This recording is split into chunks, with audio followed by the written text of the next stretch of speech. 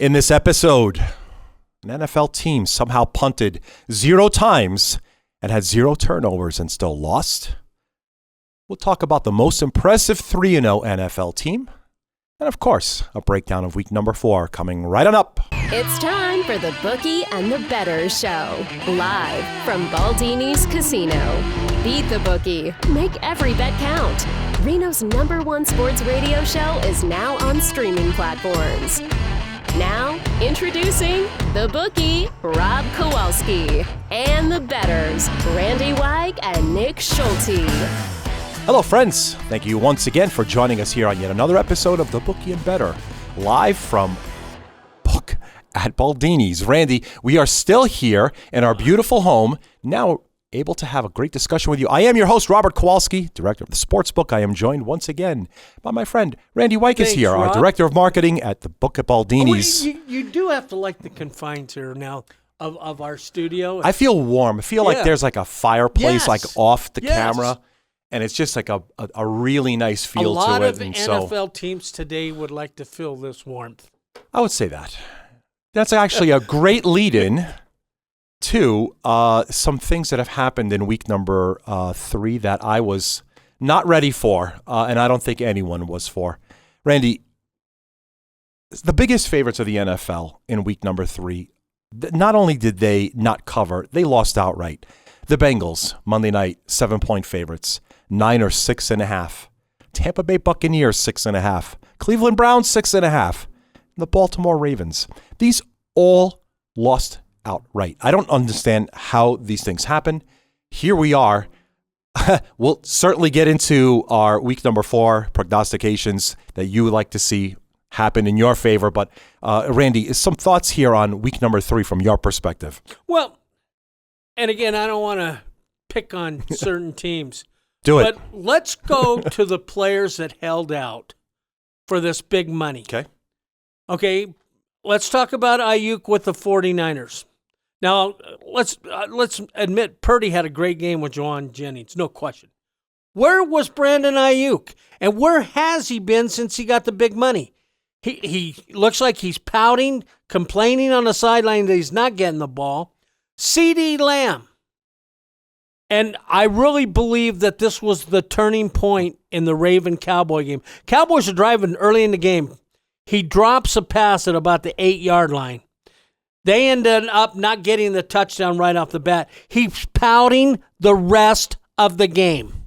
If you watch the sideline, he's upset with Dak because he's not getting the look. Okay, where have you been during the NFL season? Now, granted, he had the one good game. Yep. But these guys are getting big money and not performing. Then I look back and I said, okay, you can't really still have this. Jamar Chase, who had a decent game on Sunday night. But here we are again. Monday night, excuse me. You look at these guys and they're complaining about not getting the ball, yet what are they doing to help their team in big situations? That's a big factor to me. You know, I did mention at the top that the Bengals punted 0 times and had 0 turnovers and still lost. I don't think this is a question about, hey, Jamar Chase, what have you done? Why are you not performing? This is just a really tough logistical question that I had, and I'm not sure what's happening here. So you let me know, do you think here, what's the biggest surprise? Is it Jaden Daniels basically throwing a perfecto on Monday night? Every single drive ended up either in a field goal or a touchdown, or the Bengals being 0-3? I had the Bengals, you remember going back to preseason. I like them to possibly go all the way. And I don't know with the injury last year for Joe Burrow if he's a little hesitant back there. They did some things to beef up that offensive line from their last couple years ago when they played the Rams, and I thought they've done a good job. But Joe looks a little scared. And if you noticed on a couple of the drives, in previous years, those passes, now last year he was hurt, but he would throw those little deep outs, which I talk about all the time, precise. Now he's overshooting guys. He had a guy wide open on a rollout down at the 5-yard line and overthrew him. He's wide open. I don't know if he hears happy feet coming his way, But you look at some of these quarterbacks, and you really begin to wonder, and he was thrown behind guys almost the whole game, if you notice. That concerns me. The other thing that I noticed with the Cincinnati Bengals, that Hendrickson is a beast. Did you notice in the second half, he was out a lot of plays? This is a guy that's got 3.5 sacks, and he's not even in the lineup. Why, especially on a team driving to win the game, really put the game away. Didn't seem to matter when he was in the game anyway. Well, and that's the Washington thing. Why? has themselves a bona fide great QB who's a rookie. Randy, Daniels, he had the 2 drops that happened were not his fault. Yeah. Right? So if you break down his entire game, it was as perfect a quarterback game as you can have. Great for Washington. Cincinnati is... They just got beat by a perfect game by a team that wasn't expected. Rob. I don't think anybody would have guessed them at 0-3, and kind of a disappointment. And then when you look at the other side too, and I know we'll talk about the Ram-Niner game. The Rams were very lucky to win that, or they could be 0-3. So when you're 0-3 this early in the season, don't get me wrong. I know there's a lot of games left. It's tough to come back when you're already 3 games plus down in the win-loss column and trying to even win your division. We're talking about that, obviously, from a betting perspective. That is true. Now we could also take a look at the 3 teams that are still winless against the spread. Houston Texans, 0-3 against the spread. The Miami Dolphins are 0-3 against the spread. The Tennessee Titans are 0-3 against the spread. Randy, in week number 3, here's a great stat for everyone from a betting perspective. Underdogs of 5.5 or more at the closing number are now 14-2 against the spread, 10-6 outright this season.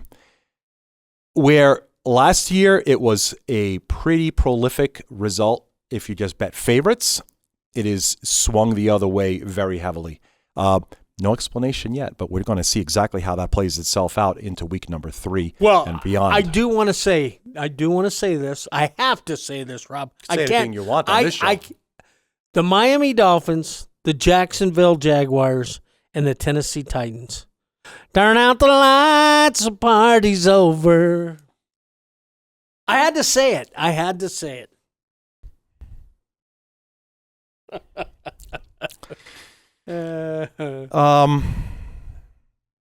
What if Tagovailoa comes back? They're done. This team right now, and I watched the whole game. The dissension on this team is there. And I'm, ladies and gentlemen, I'm being truthful when I say this, especially with a franchise. The locker room dictates a lot what's going on. And I think when you start looking and start seeing some things, and what came to mind was Mac Brown this past week and getting out of pro football and college football. He said it used to be in the old days, what happened in a locker room, nobody talked about it, was sacred. In the NFLs right now, you're seeing the same thing, and I think social media has a lot to do with it. But these teams, you've got to all be on the same page to win. And when you start talking about being kind of repeat, if you will, to get in the playoffs, let alone the Super Bowl, you all got to be on the same page. And there's a lot of teams right now, including the Dallas Cowboys, I don't know that they're on that same page. And you got to be careful with the 49ers, with what you see with the 49ers. Because, again, when you don't have that 3-headed monster, now you got Debo and McCaffrey and Kittle's out, you've got to get a closeness within that team to prevail. We talked about this over a month ago, and it brings it right back again. I said that the San Francisco 49ers were going to have a wrecking ball of a season, irregardless of whether they were healthy, and they're already not healthy. Matter of fact, they've got key injuries probably more than on any NFL team. They simply have the worst schedule in all of the NFL by a long shot, and it is only going to get worse. Every game that they play is a strength of schedule problem. It is lack of time in between, not getting enough rest, and now they're coming up hobbled.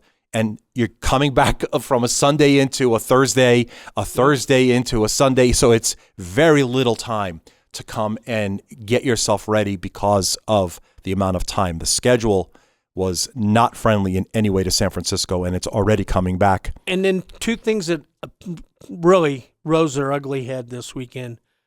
The Jaguars quit in the game against Buffalo. And to be quite honest, the Raiders quit. That team had no heart in the second half. They were being pushed around. This is the NFL, folks. We're paying all this salary. All these salaries from these organizations to these players. These players got to grow up. And, I even seen the comments from CeeDee, and basically it was about Dak. Dak's comments were about CeeDee. And then you got, who was it that was talking about they got to quit being it was still the Cowboys. They got to quit being Superman. Folks, you're not going to win. You're not going to win unless you're on the same page. And what I seen this week, we're only in week 3. And you got teams quitting already. Not a good sign. Not a good sign. So I'm going to go and see if I could get us to some better signs. I want to go and talk a little bit. It's something more cheerful instead of that, because that was, clearly we saw some teams that we expected more from. You got an awful lot less. But just one more interjection. Your point about the dogs. This is a dog day season. Bet those dogs, folks. I'm telling you, especially when you look at, you mentioned teams that are 5.5 or more. Teasers galore out there. Teasers galore. A teaser, obviously, if you're a vet of the show or of the industry, you know what that is. If you're teasing for the very first time in a football game, it does require 2 legs or more. Right, and you're allowed to go ahead and obviously manipulate the point spread in your favor or total in your favor at a cost. So instead of it being, let's say, 13-5, maybe you're laying 12 to win 10 as you adjust 6 points, 6.5, or 7 points. Okay, lesson complete. Randy, your most impressive 3-0 team in the NFL this year. We've got 5 to choose from. I'm impressed by all of them, but which one do you find most impressive? Is it the Minnesota Vikings, your Kansas City Chiefs, the Buffalo Bills, off of a fresh route, as you mentioned, Jacksonville, the Pittsburgh Steelers, Justin Fields at quarterback, or is it the Seattle Seahawks? Well, as I mentioned last week, how can you not be impressed with the Buffalo Bills right now? 47 points this week, and Josh Kelly's not making, or Josh Allen. What am I saying, Kelly? I'm thinking Jim Kelly. Josh Allen is really not making any mistakes. He is really fine-tuning his game. He's a big kid at 6'6" anyway, but he's not making mistakes. He's reading defenses. I like Buffalo a lot, and obviously you got to give the Vikings some credit now with Sam Darnold. I still think Kansas City is going to see that trickle down. Again, ladies and gentlemen, Taylor Swift, where has Travis Kelce been? I mean, he's an all-pro, probably a Hall of Famer, and really he hasn't looked it so far at tight end. I think their bubble's going to burst. Pittsburgh, I love Tomlin. That always a defensive-minded team, so they've been able to hold true. We're going to see what happens these next couple of weeks, and I'm not sold on Seattle at all yet. Okay. Although they have looked pretty good from the quarterback position there too. No doubt. It's clear that every team has shown above expected value in their regular season. Obviously, a 3-0 start, you got to be very happy about that start, regardless of whether you were expected to do so or not. I'm probably most impressed with the Pittsburgh Steelers, where we were looking at a scrap heap of Russ Wilson and Justin Fields. Everyone thought, okay, well, maybe you get out of the first month, maybe 2-2 at best. Well, you can forget about that. They're 3-0 already with one more week left in the month of games. So either way, definitely something to keep your eye on as it plays itself forward. The division play begins in earnest starting in the end of September and October. So here we are, of course, at the part of the show where we start to break down a little bit of what we see from a betting perspective in week number 4. So, of course, as you could probably imagine, thank you for all of these great new subscriptions we've started to see. If you do like what you hear, please don't forget to like and subscribe. To everyone, and I'm telling you, a lot of my friends from back east are tuning in, listening in. Shout out to everybody that's doing it. Lou, I hear you. John, Rob, thank you all for checking in and listening to Randy surmise his picks. These aren't my picks, right? These are just my market, and then Randy gets to choose how he wants to go about it. let's exactly see before we take a look at this week 4 board. Randy, I am keeping every receipt on you this year. Okay. I told you I was going to. Okay, good. Okay, going into week number 3, you had a record of 7 wins, 3 losses, and a push. So you chose the Jets to go under. You actually said this was going to be an under game, so that's a win. You said the Steelers would go under 36 points. That's a win, even though you said it was going to be 10-7. I still give you credit for the win there.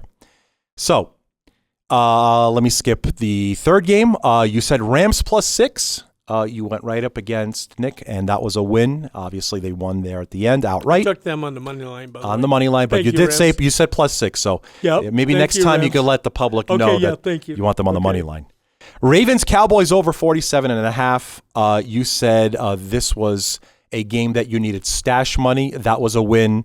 So you added to said stash. Kansas City -3 was another win. And then the Bengals -7.5 was a loser. However, you did come in and say, despite this being a loss, you said the Eagles -2.5. The Saints somehow are continuing their ways. This was your play of the week, Randy. Okay, and you said also the stash was going on this. Yes. Now, I'm going to give you a very, very big pat on the back for going 5-2 against the spread. However, no cruise for you.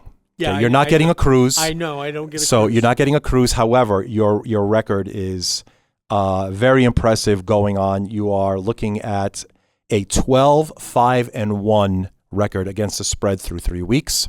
So, without further ado, let's go ahead and actually break down and see if you could find anything else to add to your really incredible record against the spread as we go.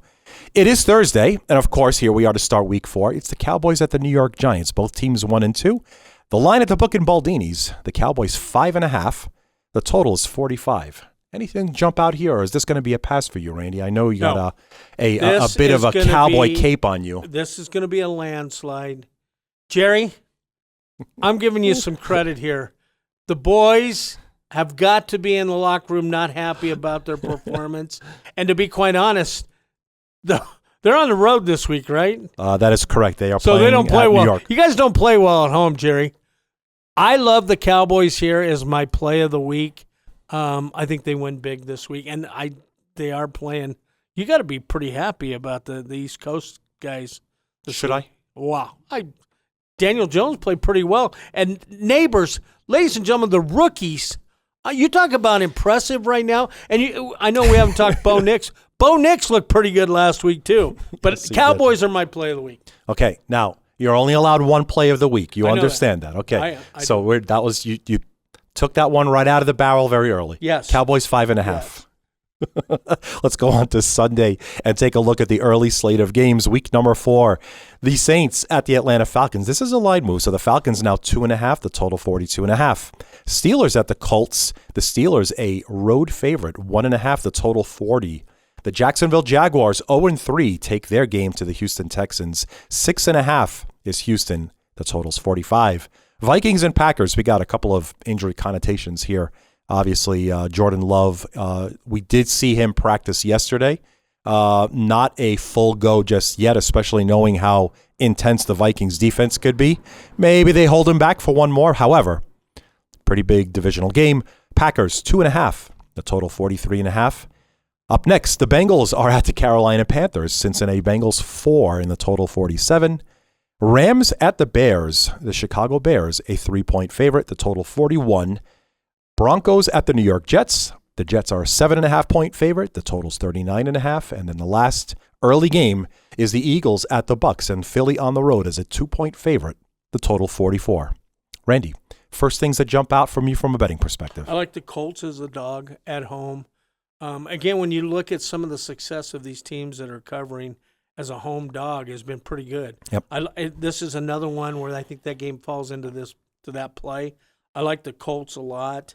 Obviously, when you look at the morning slate of games, looking at their prospective records right now, yep. I mean, the Viking-Packer game has some marquee value, and that is at Lambeau Field, correct? Yes, it is. So I really, we talked about, you mentioned the Vikings defense. Let me tell you, the Packers defense has played pretty well also. True. I kind of like the Packers here. They're 2.5-point favorite, but I like the Packers at home in those morning games. And Joe Burrow, please.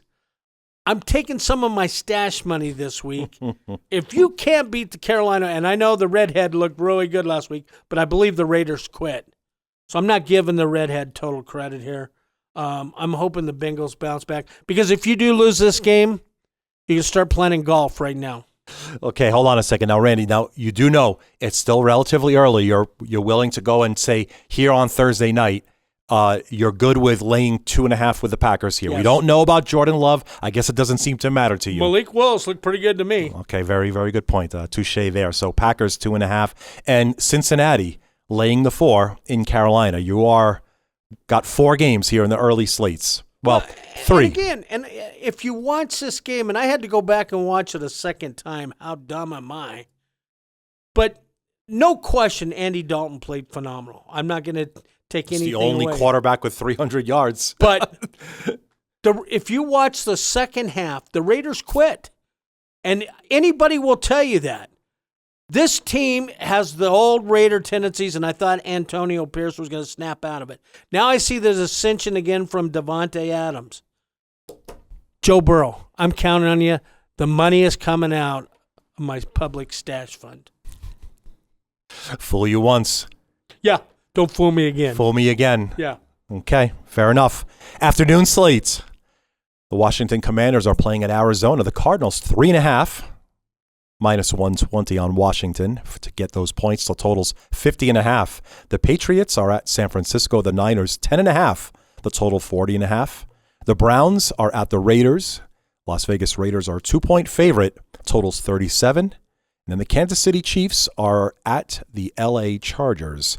Chiefs are 7.5. The total 40. Some injury to take note of. Obviously, plenty on the Niners to discuss, including possibly Brock Purdy hurting himself earlier this week in practice, his back. So still stiff here as of Thursday, Randy. The number still steady. 10 and well, it went from 11 to 10.5, so it went down a little hook. But Purdy's the question mark there. Chiefs Chargers. Well, it's obviously Justin Herbert, right? And so high ankle sprain, didn't look as mobile as we thought he was going to be in Pittsburgh. Probably not going to be looking as mobile either, home to Kansas City. So tread lightly. What do you like here in the ones? Well, and again, you look at this Cardinal team surprises me right now. Mm-hmm. I really like where they're going. I mean, to say that about a Kyler Murray team, I'm thinking about really doing a money line on all the favorites. In the 1 o'clock games? In the 1 o'clock games. So you got the Raiders, you got the Cardinals, you said were minus 3.5, correct? We've got, Cardinals 3.5. Yeah. Niners 10.5. I'm not going to let you play a money line on that. You're not going to let me play there's a no money way. line on that? There's no way I'm accepting that. You can't do that on this show. Well, the Browns are at the Raiders. The Raiders are 2-point favorite there, and then Kansas City 7.5. My play of the day is the Chiefs. Hold on, stop I mean, right there. Besides the Cowboys. Yeah, no. So I meant afternoon game. The 1 o'clock game. Cowboys are my play of the week, but I like the Chiefs in the 1 o'clock slot. Laying 7.5. Yeah. Okay. So look, if you like money lines here, Taylor, talk to Travis. Get him to catch some passes for me. You know, they're 3-0. They don't. It doesn't matter if he has no catches. He's not the same player at 35. Yeah, if he just keeps rumbling down the field, doesn't seem to matter. Okay, well, you heard it, Taylor. So with all this being said, you're still laying 7.5. I am. Look, these aren't my tickets. Okay? You might see a behind the back pass this week from Mr. Mahomes, and you heard it here first, folks. Behind the back pass. Evening game. Buffalo, are you okay? I know you're going to say marquee, so I'm just going to go ahead and get this out of the way right now. The Buffalo Bills Sunday night are at Baltimore. Ravens 2.5. The total's 46.5. Randy. Ravens all the way. Again, this team, You talk about a team that scares you to death in the fourth quarter. It's got to be the Ravens, doesn't it? They could be up by 17 points, and you don't know what's going to happen. This is a game set for them. Big slot. Buffalo's coming in unbeaten. Obviously, that crowd will be going crazy in Baltimore. I really like what they're doing. Obviously, Derrick Henry had a career game last week. I like Mark Andrews. I know he's a little banged up. But I like this team in this slot. Baltimore tends to always play well when their backs are not necessarily against the wall, but when it's a big marquee value game, I really like Baltimore a lot here. Baltimore Ravens, the 5.5 last week. They are 2.5 this week. Laying 2.5 to Buffalo is Randy's play. 2 Monday night games, Randy, and then we're done here. The Titans are at the Miami Dolphins. This game is a pick. There's no point spread. The total's 37. Turn out the lights. I'm not watching that game. Seattle is at Detroit, and the Lions are 3.5. The total is 46.5. A skip on the early game, which is perfectly fine. You don't have to play everyone here. Seattle, Detroit. Anything stand out here on Monday night for you? Well, again, yesterday with the early lines that came out, I went with Detroit. I really thought they should have beaten the Cardinals by a few more there than the 7 points because there was 20-10 at halftime. Right, it was. And the game ends up 20-13. So, again, the Cardinals made some great adjustments. I like this team in the situation they're in right now. The other game, I wouldn't even turn it on. That's fine. You don't, like I said, you don't have to punch a ticket here. It's perfectly fine to skip. A pass is a perfectly acceptable play. They're both playing FBS teams next week. So, Randy, I got to tell you something pretty funny here. As just about 20 minutes ago, we talked about the incredible success of dogs against the spread. You played 7 games in week number 4. Of those 7, only 1 is a dog. So if this is your classic zigzag, then I could definitely read into it. No, and again, this last week, definitely. I mean, and you got to like what you've seen so far from really the first game of week 1. Yep. If you're a dog fan. And again, as I had mentioned, teaser, to me, I can see a few dogs covering on that teaser if you got that 6-point teaser. But again, if you look at weeks 4 and 8 previous years, 4 and 8 tend to have the favorites do a little pushing around. So again, that's kind of where I'm going this week. I think again the home teams this week. Really, I don't know if we've kept a stat on that yet for the first 3 weeks what home teams have done, but some of them have faltered, to the dogs. But I do like the home teams this week. And Antonio Pierce, please. Talk to your Raiders, please. Last week, you told everyone that the best choice to survive in week number 3 was Myles Garrett's Cleveland Browns. And then I find out he's banged up and hurt his arm. And oh, Lord. Honey, I only lost a couple hundred. You have made countless people eliminated from various survivor pools. Yes. Nick Schulte, who's not here, he's not going to escape without some singeing as well. The first time you both split up your picks, he chose to go against a, quote, 92-year-old quarterback in Andy Dalton. Raiders gave up and lost. Well, and keep in mind, my second pick was the Bengals. It was the Bengals, so you lost. You actually gave out collectively an 0-3 donut in their survivor pool. Yes. And that just can't happen anymore. Randy, so here's what I'm going to do. I'm going to somehow, because I feel really good, I'm going to let you off the hook. Now I can't even buy socks or shoes. I'm going to let you off the hook. First off, for the purposes of this contest, you're gone. You are eliminated.